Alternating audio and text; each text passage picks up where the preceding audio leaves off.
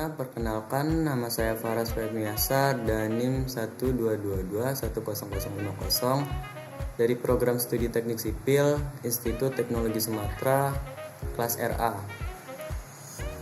Di sini saya akan membuat video mengenai bagaimana cara uji validitas menggunakan aplikasi SPSS. Sebelum kita menguji validitas tersebut, alangkah baiknya kita mengetahui konsep dasar yang ada di uji validitas. Konsep dasar yang saya ketahui memiliki dua konsep, yaitu uji validitas bertujuan untuk mengetahui kevalidan angket kuesioner yang digunakan oleh peneliti dalam mengukur dan memperoleh data penelitian dari para responden. Yang kedua, data yang baik dijadikan instrumen penelitian adalah data yang valid. Baik, selanjutnya kita akan mengetahui langkah-langkah bagaimana cara untuk menguji validitas menggunakan aplikasi SPSS. Yang pertama di sini ada data-data. Di sini saya mengambil data yang telah disediakan sebanyak 30 data dari 30 para responden. Adapun range atau soal yang diberikan itu berjumlah 16 dan memiliki total masing-masing. Sebelum itu kita akan menggunakan skala Richter yang dimana skala Richter itu berjarak dari 1 sampai 5. Dan selanjutnya kita akan mengopi data yang telah disediakan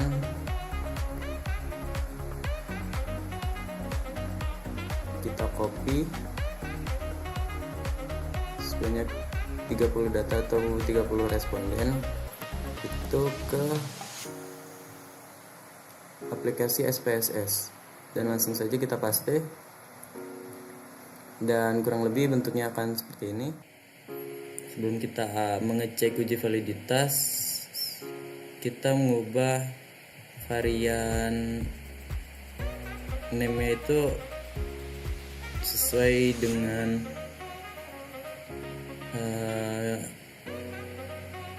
yang kita mau atau yang lebih familiar. Saya lebih memilih mengubahnya dengan nama data 001 dan selanjutnya. Baik, setelah kita rubah semua menjadi seperti ini, dan untuk yang terakhir ini kita ubah namanya menjadi total.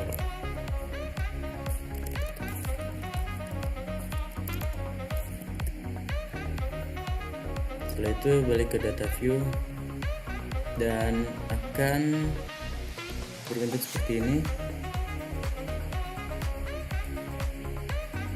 dan langsung saja kita ke pengujian dari uji validitas.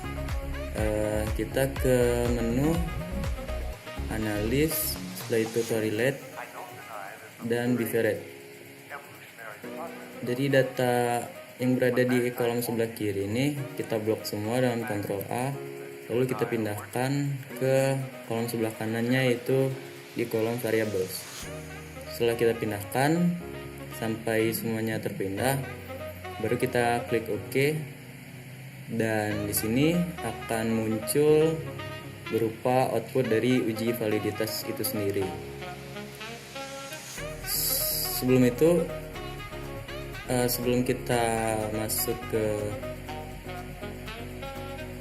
output interpretasi dari uji validitas, alangkah baiknya kita mengetahui kriteria yang digunakan pada pengujian uji validitas.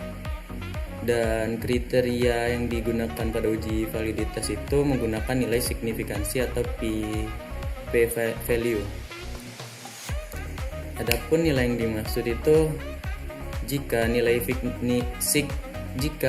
signifikansi kurang dari 0,05 itu adalah valid, dan sebaliknya jika nilai signifikansi itu lebih dari 0,05 maka itu tidak valid. Selanjutnya untuk mengetahui dari kevalidan atau tidak validnya, kita menuju kolom total atau keseluruhan dan melihat nilai yang tertera di bawahnya di kolom sig. Dan contohnya seperti ini, 0,062 itu di bawah dari 0,05, yang dimana jika nilai signifikansi di bawah 0,05 itu adalah valid, dan terbukti pada data 001 itu valid. Baik, selanjutnya data 002 0,052 dan begitupun sampai akhir.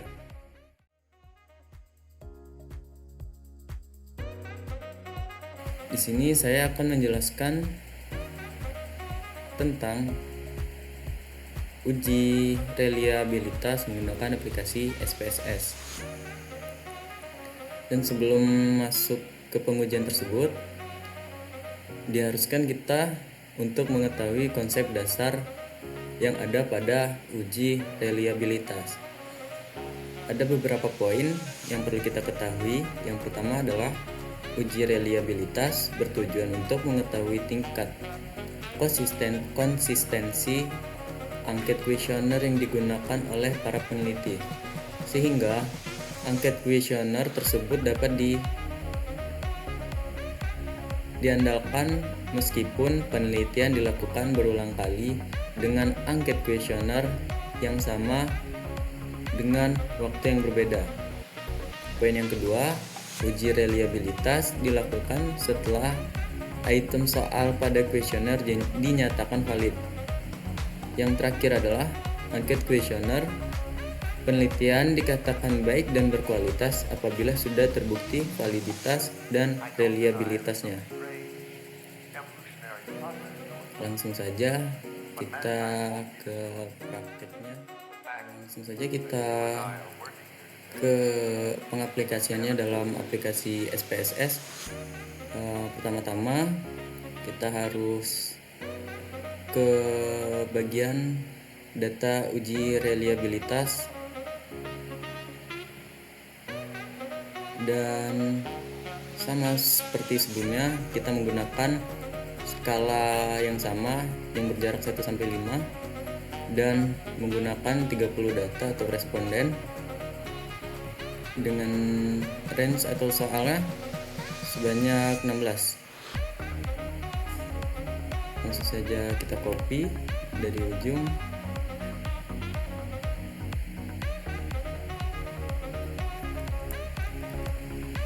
sampai bawah. Jika telah tercopy semua, kita pindahkan ke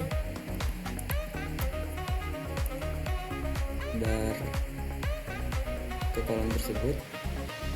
Langsung saja kita paste ke aplikasi SPSS, dan kurang lebih akan berbentuk seperti ini. Kita mengubah varian name-nya itu sesuai dengan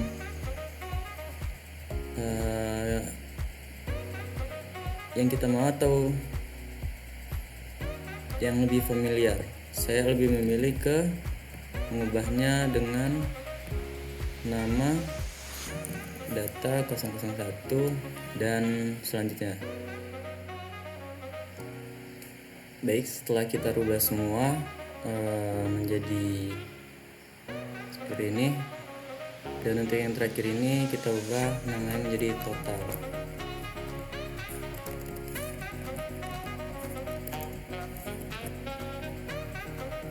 Setelah itu balik ke data view dan akan berbentuk seperti ini. Baik, selanjutnya kita langsung ke pengujian reliabilitas dengan cara masuk ke menu analis, lalu ke bagian scale, setelah itu reliability analysis, dan kita pindahkan dari data 1 sampai ke data 16 yang kita miliki, akan tetapi total tersebut tidak kita pindahkan, dan kita pindahkan ke kolom items. Kita pindahkan. Setelah itu modelnya kita pilih alpha dan langsung saja kita klik OK. Dan di sini akan muncul output dari uji reliability itu sendiri. Kan tetapi sebelum masuk ke interpretasi dari output reliability, kita harus mengetahui kriteria pengujiannya. Ada kriteria pengujian yang digunakan untuk menguji reliability. Pengujian reliability itu menurut Imam Ghazali, variabel dikatakan reliable apabila nilai Cronbach alpha lebih dari 0,7. Jika variabel tersebut lebih dari 0,7 itu dapat dinyatakan reliable atau reliability.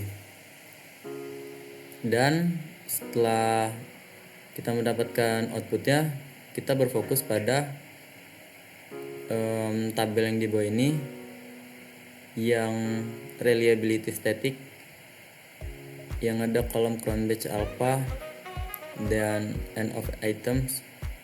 Dan di sini kita dapat mengetahui reliable itu jika lebih dari 0,7, dan di sini terdapat 0,922. Dapat disimpulkan bahwa nilai dari variabel ini telah reliable karena melebihi dari kriterianya, yaitu 0,7.